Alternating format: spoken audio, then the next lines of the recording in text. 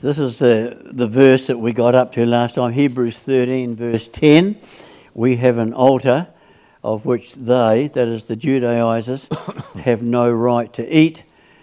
Those who serve the tabernacle. As you know, the Hebrews to whom this epistle was written, they were Hebrew Christians, Jewish Christians. And they had been brought up from childhood under the law, and they had been accustomed to the temple being there, the priesthood, the altar that was there, that the animal sacrifices were offered upon, the laver, where the parts of the sacrifice were washed, and all of that. And as Jews, until becoming baptized into Christ, they would, like all other Jews, they would have seen the law as an end in itself. They wouldn't have seen it as being necessary for something to replace the law or to supersede it. God gave it to Moses. He spoke from Sinai.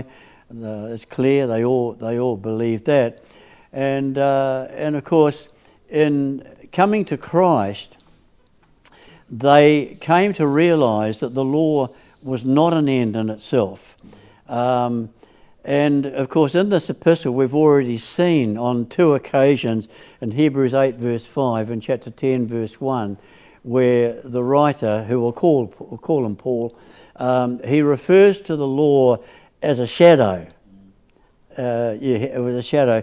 And previously to the Colossians, he talked about it being a shadow. And he says, but Christ is the body, or as one translation puts it, the solid reality. And as you know, if you're standing out in the sun as a body, as a human body, your body casts a shadow, and so you can see the form and the shape of the body, but it's not the reality. It's not the solid reality. It's not the body. It's only a shadow of the body. It's a faint or a vague outline of the true body. It's like a representation of it, not the very image, is how the writer puts it in the New Testament. A shadow, but not the very image itself, not the real thing. And we've seen in going through this epistle how that worked. And just one example, when an animal for a sin offering was killed, the blood was shed, and then the high priest took that blood into the most holy place, and he sprinkled it on the mercy seat, which represented the throne of God, and he made atonement for sin. And only the high priest was allowed to do that, and only once a year, which was sort of indicating it was a single event that God had in mind. The once a year just indicated, even though he did it year after year, because of only once a year, it was indicating a single event was going to make atonement for sin.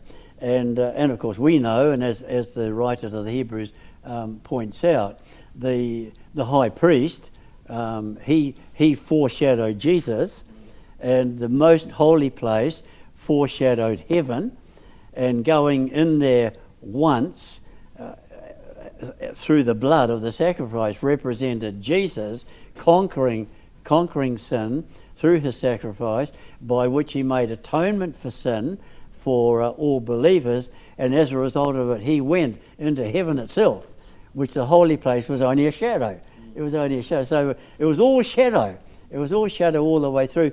And in our past discussion, we were considering the altar, which was part and parcel of the ritual, and it was certainly associated with the temple or with the tabernacle.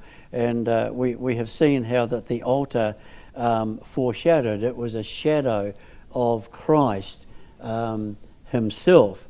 And so in this verse, it says, "We have an altar of which they who serve in the tabernacle have no right to.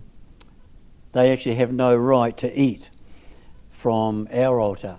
There are the two altars, the shadow one and the real one. And those who insist on treating the literal physical altar in the temple or in the tabernacle as an end in itself, they have no right to the real altar, because you can't have both. Yeah. You can't have both. You can't run with the hares and the hounds. And so it was necessary. It was necessary in order to come to Christ. It was necessary to acknowledge the altar associated with the temple was just a shadow, but Christ is the real thing. Yeah. So the Jews who eat the sacrifices offered on the altar at the temple in Jerusalem have no right to partake of Christ. Quite a strong statement, quite a bold statement made to these Jewish Christians, considering that they had lots of friends and neighbours and family who were still seeing the altar in the temple as an end in itself. If we ask, well, why do they have no right to it? The answer is because they reject Jesus, which the Judaizers did, of course. They reject Jesus, and they refuse to accept that their altar and the sacrifices were only a shadow, and they refuse to accept it's all over, that it's all obsolete, it's unnecessary, it means nothing, it's of no value, it doesn't win you any brownie points. You know, still using that altar and still going to the tabernacle, and so the result was those who insisted that the shadowy altar was the real altar and there's no other. They could not be partakers of Christ, and they could not be in communion with them. Now, can we go on into the next verse, verse 11? For the bodies of those beasts whose blood is brought into the sanctuary by the high priest for sin are burned without the camp.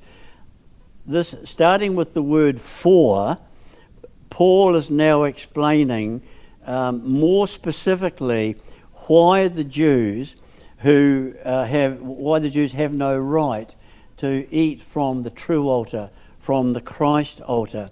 He says, "For the bodies of those beasts," that is, the beasts that were killed as a sacrifice for sin, whose blood is brought into the sanctuary by the high priest for sin, that is, to make atonement, he says they are burned without the camp. They're burned outside the camp. They're not burned on the altar. That's the point. Those beasts that are offered for a sin offering, they are not burned on that altar. They are actually taken outside the camp. So the point that he's making here is that the priests under the law who offered sacrifice for sin, they could not partake of it. They could not eat it. It had to be burned or consumed outside the camp, and not on the altar that was inside the camp, inside the temple precincts. And so this, as the next verse points out, pointed to Christ being sacrificed outside the camp.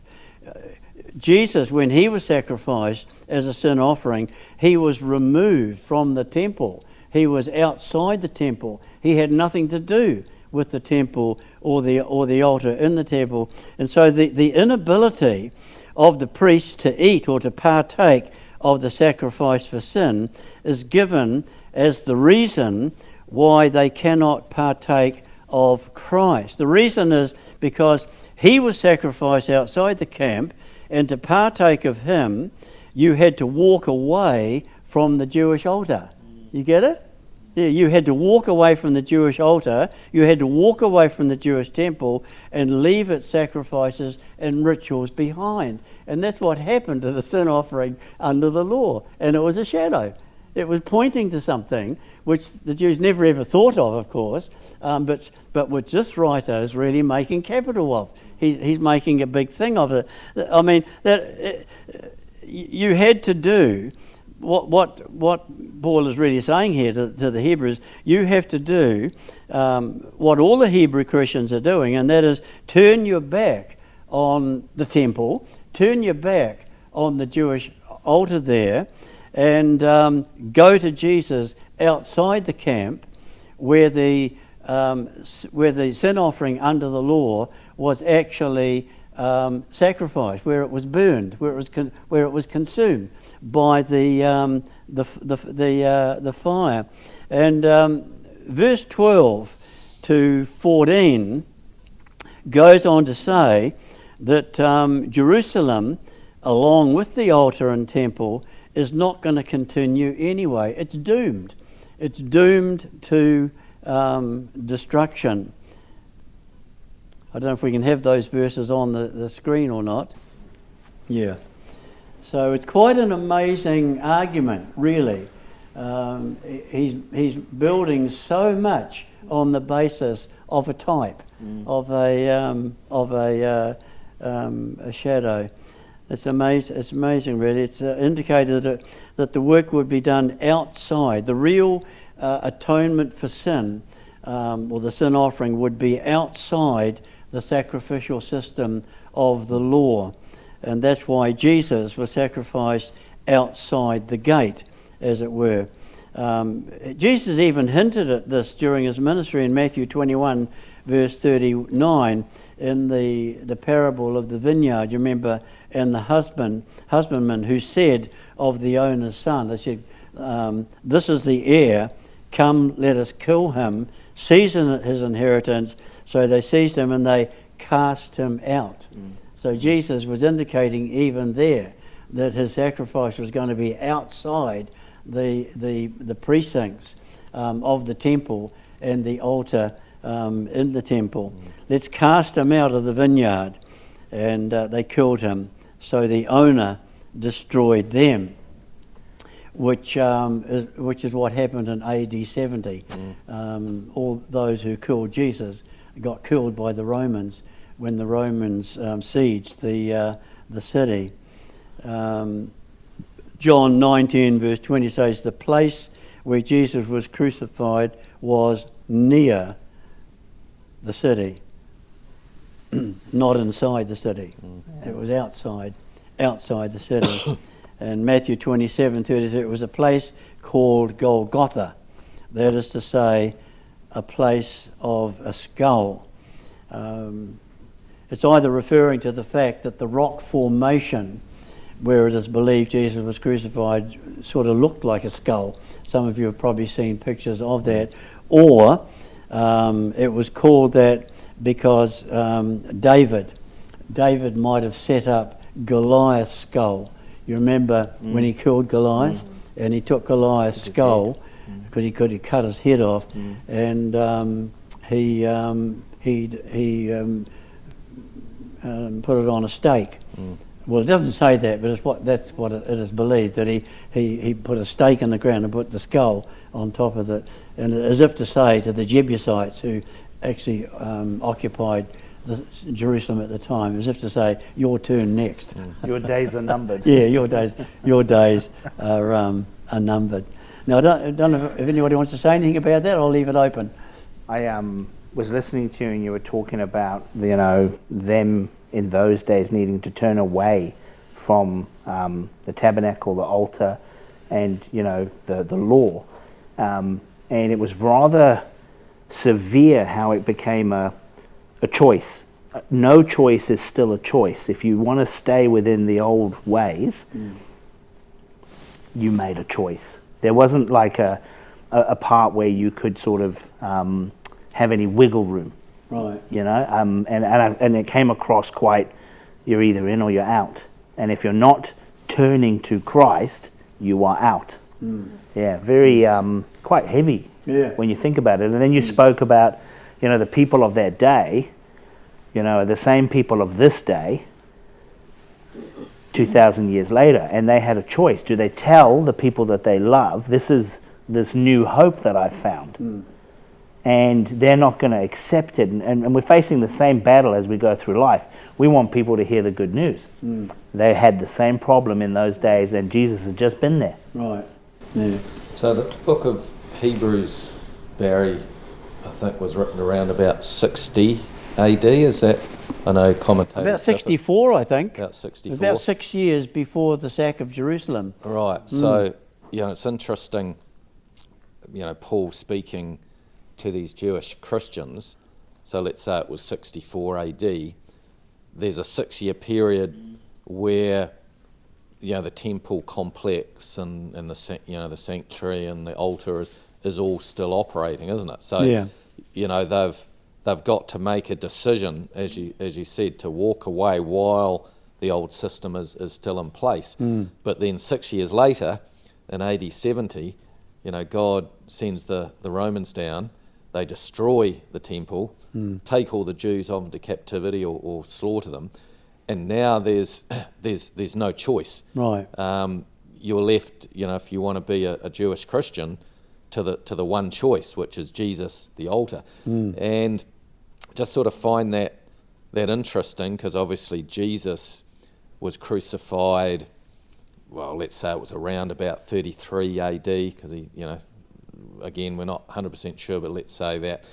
So you've got roughly a 30-year period from then to when Paul is writing to these Hebrew Christians, where, again, there's this sort of transition period, if you want to call it that, where the sanctuary's still operating, but Christians from Jewry are getting converted, and they've got to see the gospel, and sort of make a decision. Right. And it just sort of interests me that sort of God let that transition period go for so long. So, from the time when we read about the curtain being rent from top to bottom, when Jesus was crucified, signifying that, the way into the holy place was made open.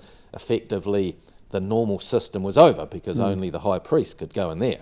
So, that was around 33 AD, AD 70, it finally gets destroyed. There's a total of about 37 years where, all the Christians getting converted still had this sort of battle between the old and the new, and then God took away the opportunity for any decision making by destroying it in AD 70. Right. And it first of all begs the question, well, why not just, from the time Jesus is crucified in 33 AD, why doesn't God just remove the sanctuary, either send the Romans in then, or do something else, so that the point is clear that it's over. The old system's gone. But then you realise that God often, in all sorts of areas, even in our lives, he leaves the options right there. Yeah. Like when we get converted, we're supposed to be dead to sin. The old man's supposed to have died and all that. But the reality is he's left there. Yeah. We are still, apart from having the Spirit now where we can make a wise choice, we're still the same people. We've still got the same genetics, the same weaknesses as we had. So Right. God hasn't taken that away. Now he will, obviously, in the resurrection. But it just, I don't know whether it's just another example, just thinking about how the timeline is and how it's all playing out. Do you think it's sort of typical of God, the way he does often give transition periods, whether it's when you get converted or even in general Christian life, that this is sort of pointing forward to as well? Well, I think also what we have to consider is that in allowing the law, or the rituals and the ceremony of the law, and the temple, which was required for the law to be enacted, by allowing that to live on for that period, at the same time, accompanying that, living on, was the Word of God, of which the Jews were the custodians. It was part and parcel of the same thing. And when you analyse it, when you follow the missionary journey, especially of Paul and Barnabas and Silas and Company Limited, throughout the Gentile world, where there were groups, communities of Jews, and their synagogue, and the scriptures were in those synagogues, and Paul, normally his custom was to go to them first. That's the interesting thing. He went to them first because they had the basis of the truth in a shadowy form, but at least it was. The Gentiles didn't even have that. Yeah. I mean, the Gentiles were locked into idolatry and immorality and paganism, and they didn't have a shred of anything that you could really work with, and like in that sense. And were it not for the possibility to be able to perform miracles, they would have made no headway at all. But of course, the Jews were enriched in the Word of God, and they believed the Word of God. And Paul used to contend from that word, arguing that Jesus is the Messiah. And I guess also that as long as the law survived, it also existed as a shadowy basis. And of course, Paul used that to great effect in his teaching and in his preaching. It's just unfortunate that there were so many, probably the majority of the Jews, that they were so committed to the law that they couldn't see their way clear of it. Yeah. But there were always the few. Yeah.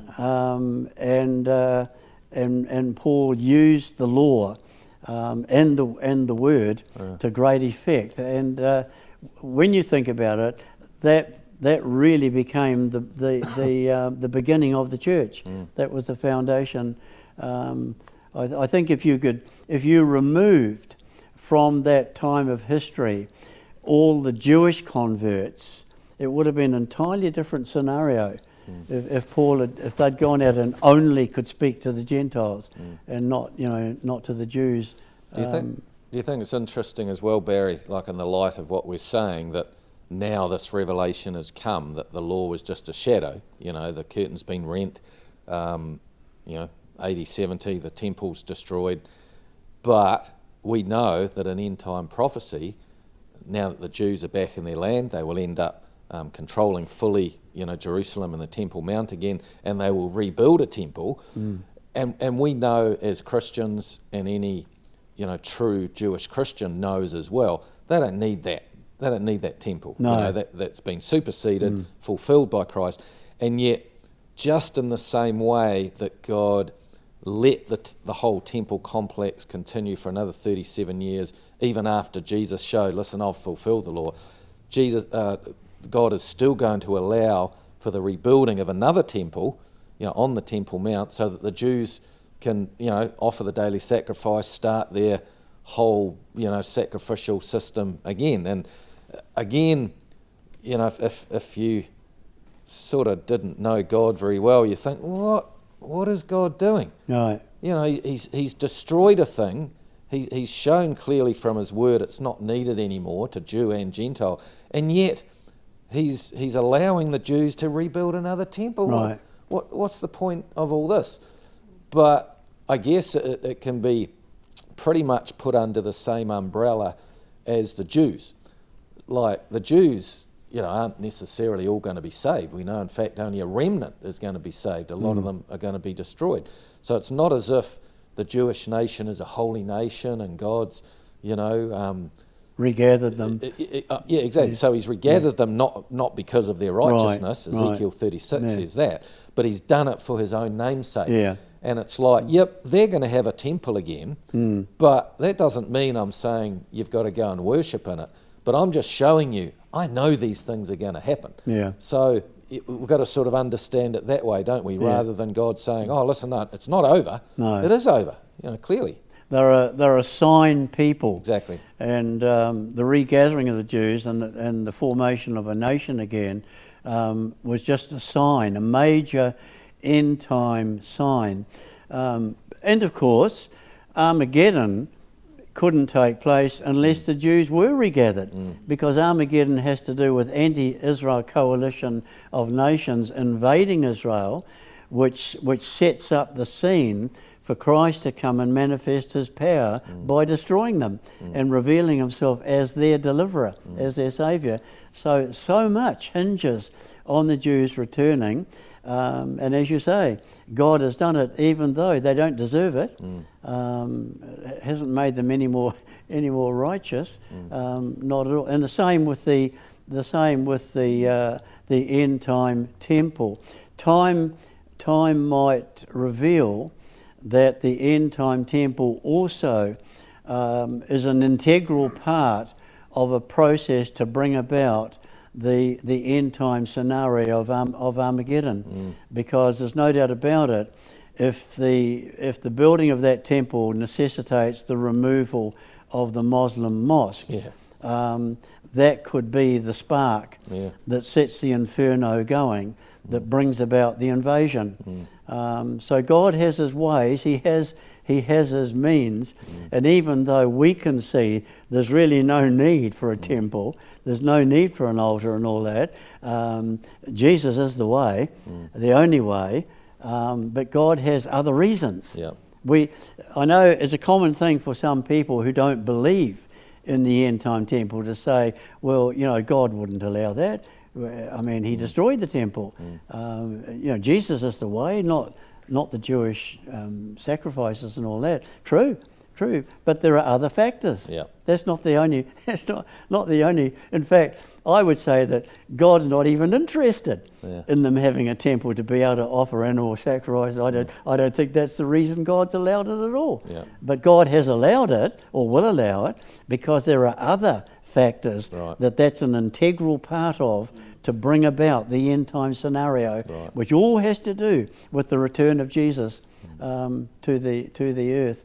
Zechariah makes it clear that it's the coming of Jesus and the delivering of the Jews from their predicament, which probably looks like the annihilation of them and their nation, that's actually going to bring about their acceptance of him as their saviour, because they'll see the imprints of the nails in his hands and feet, and it's going to be the Joseph story all over again. Plus the man of sin has to sit somewhere. Yeah. Well said. Well, that's it. That's right. Yeah, that's right. No, there are all sorts of factors, and a narrow view, can very easily miss the point. All right, can we go into verse 13? So, as a result of the sin offering not being offered on the Jewish altar, but being burned or consumed by fire outside, let us go forth, therefore, to him outside the camp, bearing his reproach.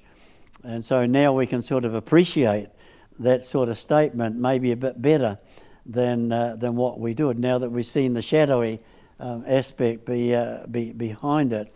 And this is clearly a call to the Hebrew Christians and all others that would be prepared to listen, to leave Judaism, to turn their back on the temple and the altar there on Mount Moriah. And it's also an appeal to the Hebrew Christians to not be discouraged by being outcasts, from the city of Jerusalem and its temple, because Jesus himself is outside. Jesus himself is outside the city gate.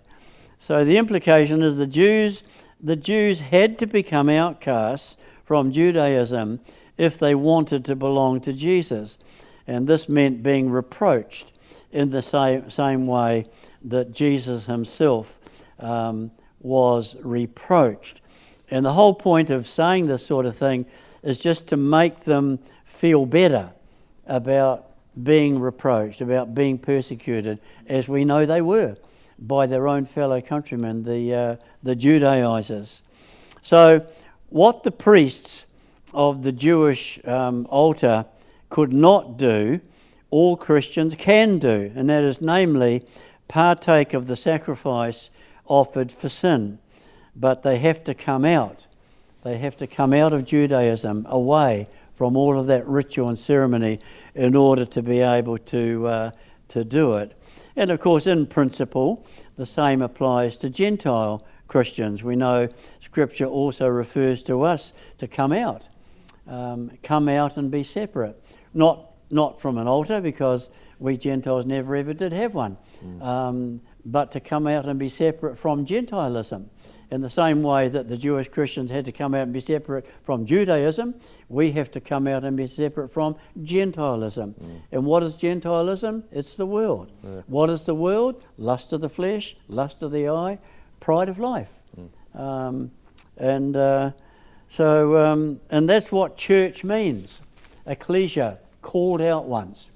We are called out. And it's a good exercise every now and again as you look at the world, and maybe some of your friends and neighbours of the world, the way they talk, the way they walk, the way they act, the way they behave. It's sometimes good to say, am I really any different? Have I come out? Have I separated myself from that? It doesn't mean being aloof from the world. We are still in the world, and we have to relate to the world in order to help the world on its way to receiving Christ. But there is a difference of being in the world and of the world. And notice it says we've got to bear his reproach. You know, it's interesting the way God is very open about the difficulty that you're going to have as a Christian. You know, even Jesus warned, didn't he, in John 16, he says, in this world you will have trouble. Right. And he wasn't sugarcoating it, saying, you know, come to me and, you know, it'll be all sweet and a bed of roses and whatever. The reward is certainly worth it, eternal life, but there's going to be reproach, just like he was crucified and reproached and treated badly outside the camp. Yeah. So if we come to him, it's going to mean that. Right. It's I remember one preacher once talking about this sort of thing, and he said that, you know, it's like in a group of people where a certain name might come up, and you'll say, oh, do you know Barry Hodgson? And yeah. So did you know he's a Christian? Really? Really? Is he gee, you would never have thought so. Couldn't have told that. You know what I mean? But then if people say, oh, well, that doesn't surprise me. That doesn't surprise me. Yeah, I could believe you. Yeah, you can tell the way he lives, the way he talks, that, yeah, you can tell he's, you know. And that's one of the signs of knowing you've come out, you know, that you have made that separation. But in connection with all this, it's interesting to recall back in Exodus chapter 33, verse 7, we read there that Moses took the tabernacle, and I'm assuming everything with it, you know, the altar and the laver and all that. He took it all, and he took it outside the camp. You remember reading that? And the reason he took it outside the camp, it says afar off from the camp, as a result of Israel rejecting the Lord and worshipping the calf idol. And you just wonder, I mean, Moses was unquestionably a type of Jesus, and you just wonder whether the Lord, even in that, was saying something, you know, in relation to the separation system. Israel in New Testament times rejected the Lord for a calf, or for calf animals, instead of accepting Jesus as the Lamb. And it's significant that Jesus is referred to as the Lamb who takes away the sins of the world. And under the law, a female lamb was or could be used as a sin offering, but also a goat and also a bullock. Those animals were used as, I think the bullock was used for the nation, to represent the nation. A lamb probably would be used by an individual or maybe a family. It was certainly on the Passover the lamb was used, wasn't it? And it was sort of representing in a way a sin offering, because the law hadn't been given at that point of time, but it was like a sign of things to come, where offering the lamb resulted in their redemption. they were saved from Egypt and taken up into the Holy Land as a result of offering that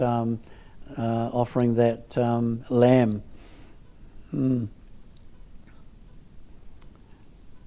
we go into verse 14?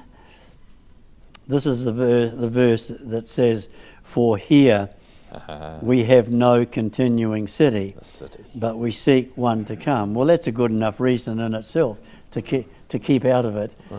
You wouldn't have wanted to be in it when the day came for it not to continue. When the Romans came up against it in AD 70, there was slaughter, a real slaughter time of the Jews and the priests, and of course it was never the same again for a long time. So it's an allusion that to the destruction of the city. It's not going to exist much longer, says the apostles. And as we said before, 6 years later, it was destroyed. And you remember, reference was made back in chapter 8, verse 13. This is what it says: "Now that which is growing old and decaying is ready to vanish away." And that's referring to the temple and the city and everything Judaistic that went along with all of that. The old covenant, its days were truly numbered, and it's going to be made obsolete. Remember in Matthew 23 verse 37, Jesus said he wanted to gather the Jews under his wings, and they wouldn't allow him. So he said, "Behold, your house, Jerusalem, the temple, is left to you desolate, and you won't see me again until you say, 'Blessed is he who comes in the name of the Lord,'" which was quite a statement, really, because that's certainly not what they were saying when he made that statement. They weren't saying, "Blessed is Jesus who's come in the name of the Lord." They saw him as a false prophet, a false Messiah, deceiver of all the people. I've got a sheet at home somewhere that says all the things they said about Jesus, and it's And when our fellowship was attacked in the early days, and we were branded, stigmatized as a false cult by some of the church leaders in print, in the newspaper, they said it. To counter that, I put a copy of that thing, a full page, what they said about Jesus, and I ended up saying, "So we are in very good company." You did say that they're going to speak of you the same way as yeah. Luke 21, you remember verse 20 to 20. Jerusalem will be surrounded by armies, and it's desolate. You'll know its desolation is near. Wrath upon this people. They'll fall by the sword. They'll be led away captive into all nations, and Jerusalem will be trodden down by the Gentiles until the times of the Gentiles fulfilled. No, Jesus, he loved his Jewish brethren. He really did, and he wept when he said, "Oh Jerusalem, Jerusalem, thou that killest the prophets and those that send unto you."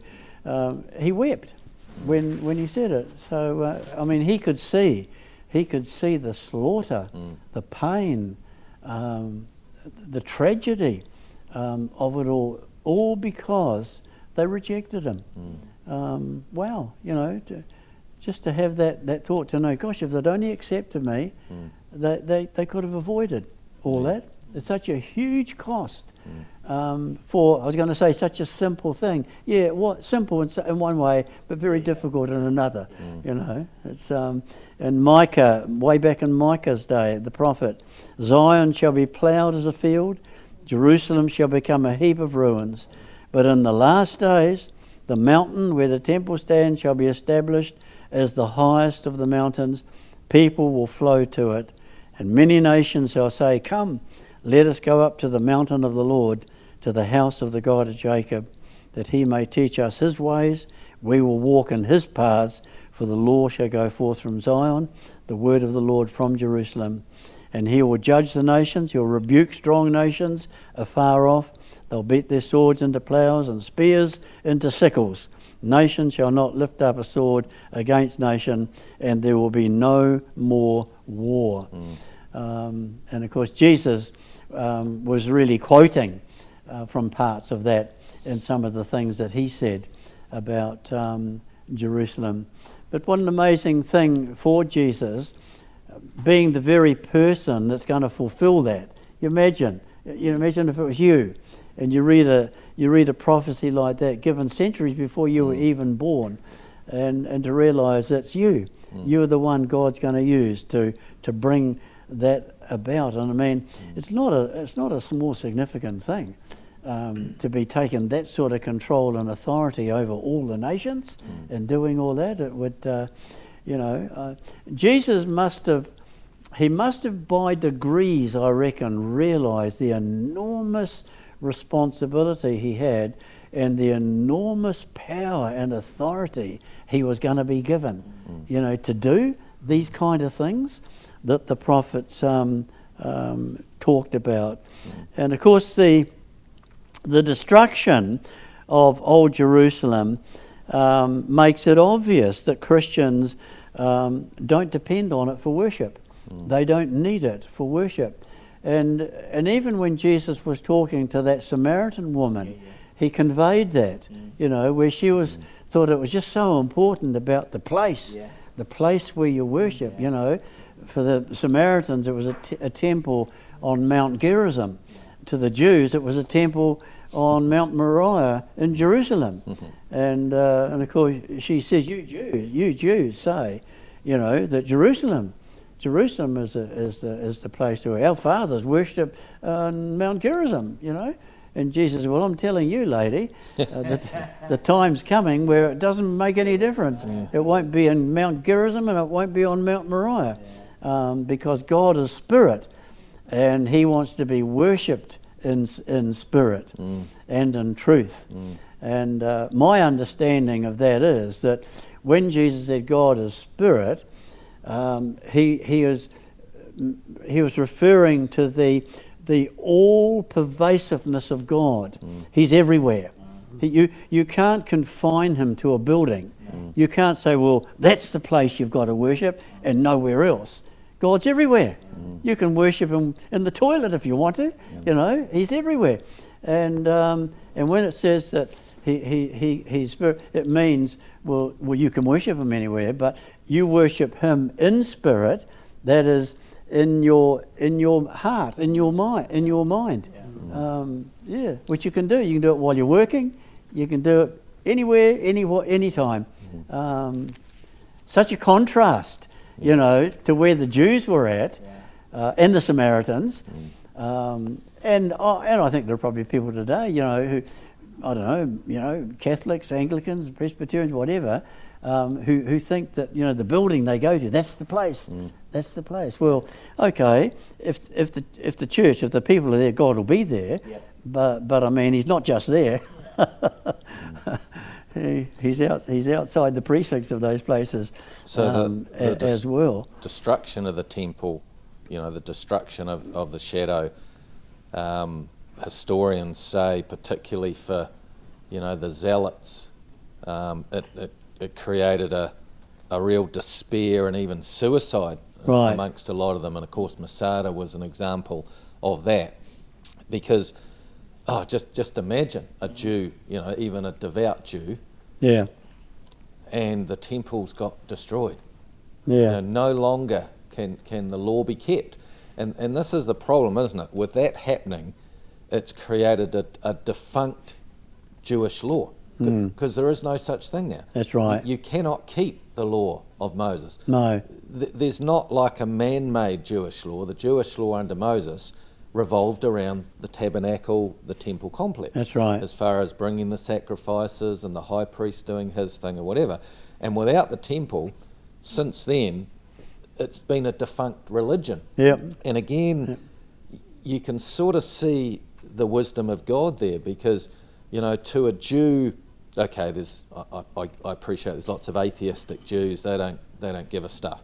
But for a religious Jew, looking at that from the time in AD 70 throughout the centuries, you can see that it was sort of God's way of signalling them to say, well, what now?